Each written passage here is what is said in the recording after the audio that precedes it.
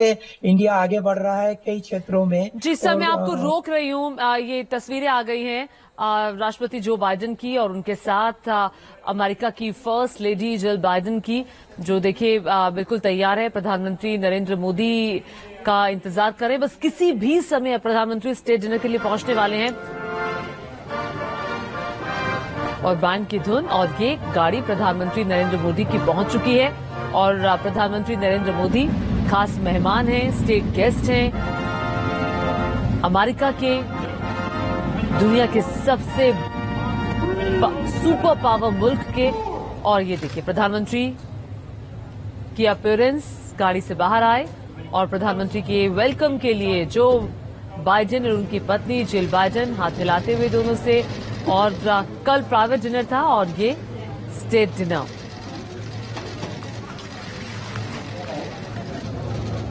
और अंदर मेहमान इंतजार कर रहे हैं, 900 मेहमान प्रधानमंत्री नरेंद्र मोदी के स्टेट डिनर में शामिल होने के लिए पहुंचे हैं। और ये देखिए अब जो बाइडेन प्रधानमंत्री नरेंद्र मोदी को अपने साथ उनके कमर पर हाथ रखकर अंदर ले जाते हुए। और अब अंदर स्टेट डिनर का ये जो कार्यक्रम है, देखिए तय वक्त के मुताबिक ही है तकरीबन, क्योंकि 4:09 का वक्त हुआ है, 4 बजे का ही वक्त था स्टेट डिनर का। और अब सारे मेहमान अंदर हैं, जो अलग अलग फर्टर्निटी की डिग्निटीज हैं वो वहां पहुंची हुई हैं। अपने अपने क्षेत्र के दिग्गज लोग व्हाइट हाउस में राजकीय रात्रि भोज की बस अब शुरुआत हो ही चुकी है।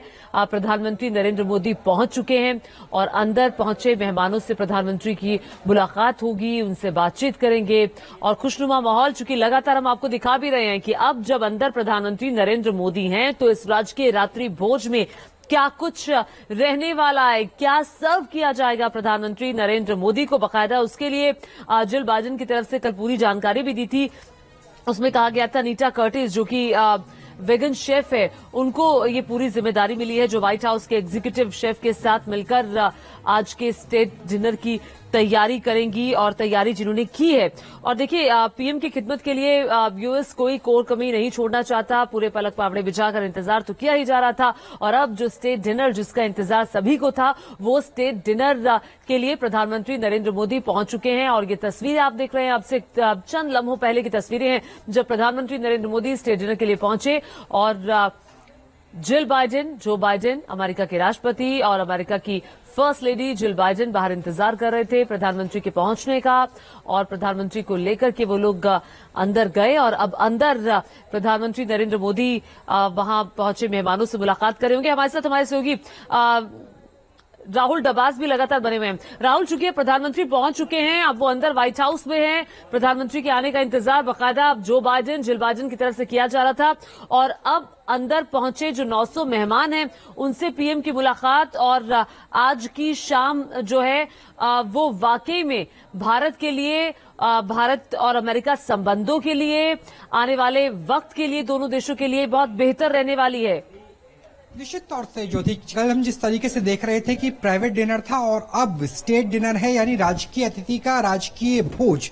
और निश्चित तौर से क्योंकि 900 लोगों की बात करें, उसमें हॉलीवुड से हैं, उसमें बॉलीवुड से हैं, उसमें बहुत बड़े बिजनेसमैन हैं, सीनेटर्स हैं, कांग्रेसमैन हैं, इंडियन बिजनेसमैन हैं, इंडियन डायस्पोरा है, यानी वो 900 लोग जो भारत और अमेरिका के बीच एक पुल का काम करते हैं, एक सेतु का काम करते हैं। प्रधानमंत्री नरेंद्र मोदी ने जिस तरह से कहा कि 21वीं सदी में जो एआई है, आर्टिफिशियल इंटेलिजेंस है, उसी तरीके से एआई यानी अमेरिका और इंडियन रिलेशनशिप भी है, जो पूरे के पूरे ग्लोबल सिस्टम को, ग्लोबल ऑर्डर को एक दिशा दे सकते हैं। और भारत के प्रधानमंत्री ने इस दौरे के जरिए अमेरिका को ये अच्छी तरह से जता दिया है कि हम अलाइड नहीं हैं, हम पार्टनर हैं, हम अपने राष्ट्र हित के हिसाब से तय करेंगे कि हमें किसके साथ कितना खड़े रहना है। क्योंकि इससे पहले जो अमेरिका के 2 सबसे अच्छे दोस्त थे, जापान और जापान के साथ ब्रिटेन, लेकिन ब्रिटेन की विदेश नीति और जापान की रक्षा नीति कहीं ना कहीं व्हाइट हाउस से संचालित होती थी। लेकिन भारत ने बता दिया है कि हमारी नीति नई दिल्ली से बनेगी,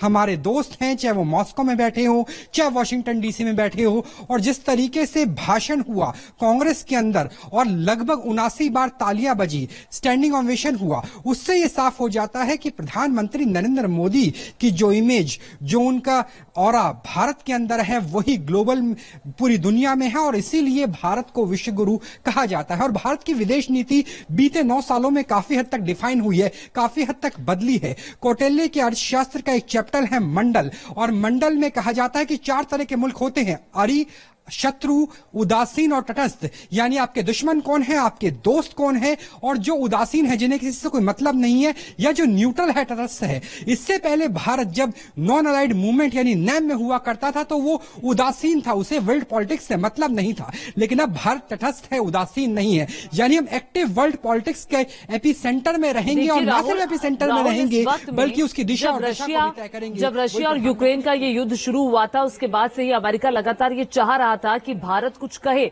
भारत उन्हीं की भाषा बोले, लेकिन भारत का एक अपना स्टैंड था जिसको अमेरिका ने समझा, माना, और तभी ये बात यहां तक पहुंची कि आज प्रधानमंत्री वहां के स्टेट डिनर के लिए पहुंचे हुए हैं और वो उनके मेहमान हैं, स्टेट गेस्ट हैं। तो यानी कि जो प्रधानमंत्री नरेंद्र मोदी की तरफ से जो मैसेज दिया गया था, उस मैसेज को थोड़ी देर बाद लेकिन यूएस समझा, उसने परसीव किया कि भारत की अपनी अलग पॉलिसी है, और जिसपे हम हमेशा चलते रहे हैं। जो नॉन अलाइनमेंट की पॉलिसी का जिक्र आपने किया, हमने किसी का साथ नहीं दिया, हमने ये जरूर कहा कि युद्ध किसी के लिए भी बेहतर नहीं हो सकता, उसको यूएस ने समझा है और भारत समझाने में कामयाब हुआ है।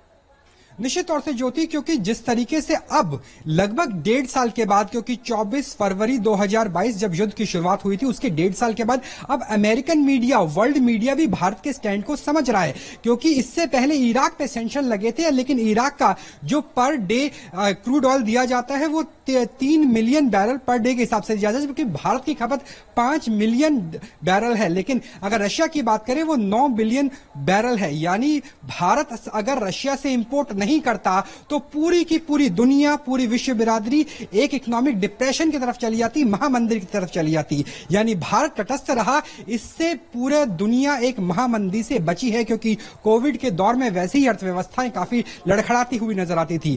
भारत रशिया से ऑयल खरीद रहा था। यही जो सवाल था राहुल, में मनोज जैन जी हमारे साथ बने हुए हैं सीधे यूएस से।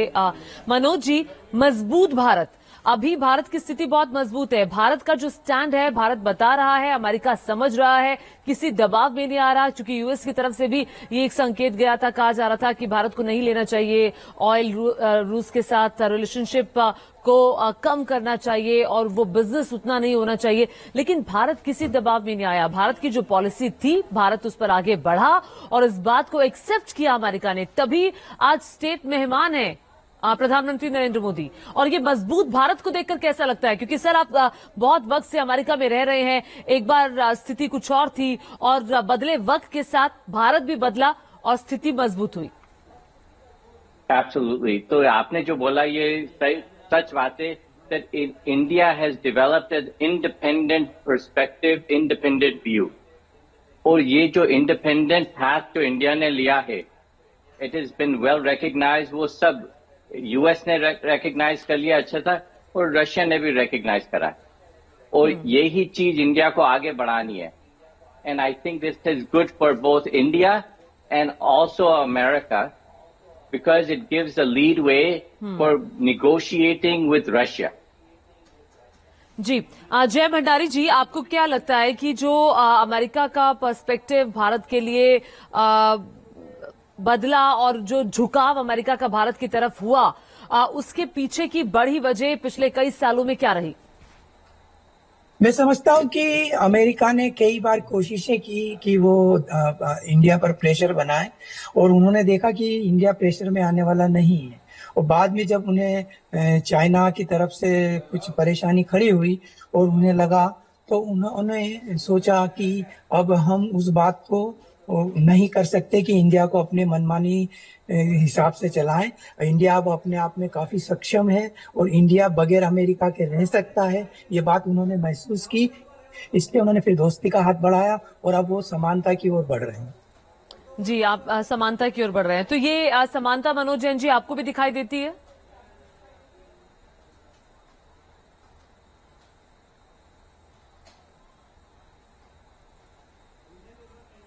मनोज जी, आवाज आ रही है?